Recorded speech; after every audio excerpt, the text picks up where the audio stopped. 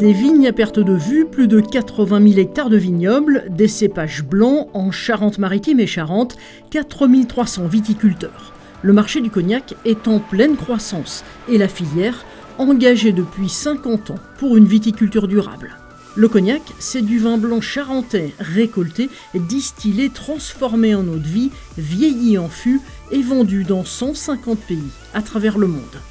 Cette production génère évidemment des résidus de distillation des vins blancs désalcoolisés, des vinasses, riches en matières organiques qui doivent être traités avant leur rejet en milieu naturel.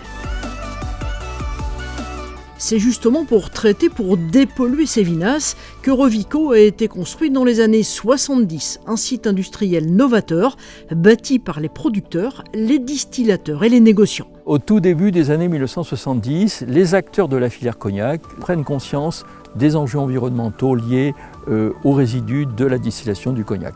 Et ils décident d'agir avec un projet très innovant, très novateur pour l'époque, c'est la création de Revico. Aujourd'hui, ça fonctionne très bien. Les résultats technologiques et techniques sont là, donc les enjeux sociétaux sont tout à fait pris en compte par la filière cognac.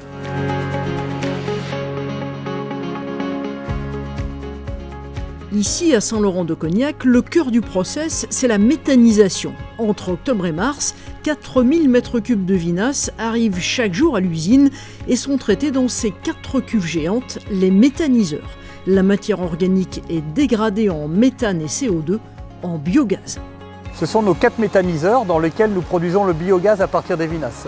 La méthanisation, c'est la transformation de la matière organique contenue dans les vinasses pour faire du biogaz. Le temps de séjour moyen des vinasses dans ces méthaniseurs, c'est environ 3 semaines.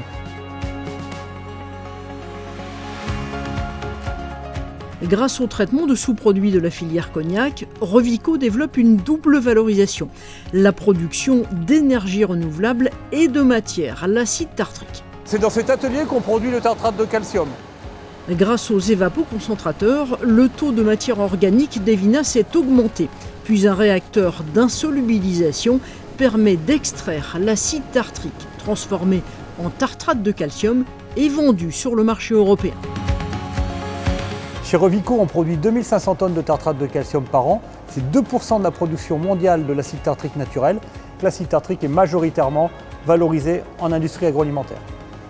L'autre valorisation est électrique. Le biogaz, issu de la méthanisation, alimente 2 moteurs de cogénération, producteurs d'électricité. Nous produisons grâce aux 2 moteurs de cogénération 10 millions de kWh à partir du biogaz généré par les vinasses. Cette plateforme Revico Énergie Verte a été construite en partenariat avec la société Dalkia. 10 millions de kilowattheures, c'est l'équivalent des besoins en électricité de 2400 foyers. Cette électricité est injectée sur le réseau Enedis. La chaleur produite couvre une partie des besoins du site et permet le chauffage des serres municipales de la ville de Cognac. Revico, entreprise innovante, est soutenue par la région Aquitaine, qui en fait même un modèle exemplaire et duplicable. Revico, d'abord, c'est une belle PME qui a été capable d'innover, de sublimer, de réutiliser, d'entrer dans une économie circulaire qui porte une image d'économie durable. Ça nous permet d'avoir des dossiers d'innovation et là, on est dans quelque chose qui est particulièrement vertueux. Revico traite 6 millions d'hectolitres de vinasse par an. Son modèle industriel ne cesse d'évoluer, l'innovation est permanente. Sur le site, l'équipe de recherche et développement a notamment développé une technologie de filtration membranaire. Notre cellule R&D nous permet de travailler simultanément sur 2 axes. Un axe qui consiste à trouver des solutions alternatives à la concentration des vinasses et un autre axe qui nous permet de réfléchir au traitement des effluents faiblement chargés en matière organique par voie biologique. L'objectif majeur, c'est la performance environnementale que l'on mesure au travers le rendement épuratoire. L'idée étant de rejeter une eau toujours plus propre. Et pour gérer la montée en charge de la production de la filière, les équipes de Revico ont développé une unité de traitement mobile adaptée aux effluents les moins chargés des distilleries. Le développement actuel de Revico se fait dans les territoires. L'idée est de réduire l'impact carbone lié à la part transport. Nous voulons assurer une partie du traitement au plus proche des distilleries, apporter uniquement chez Revico le concentrat qui sera valorisé sous forme acide tartrique et sous forme d'énergie et laisser sur place la partie la plus facile à traiter.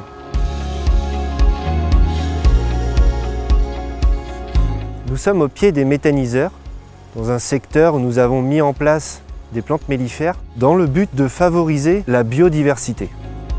La protection de l'environnement reste un enjeu majeur. Alors depuis 2019, Revico est certifié ISO 14001. En clair, l'entreprise analyse et met en place des actions liées aux problématiques environnementales. C'est une norme environnementale reconnue de façon internationale. Aujourd'hui, ce qu'il faut, c'est devancer les futures contraintes qui vont nous être imposées. Et la norme ISO 14001, c'est ce qu'elle dit, c'est prendre de l'avance sur les futures contraintes.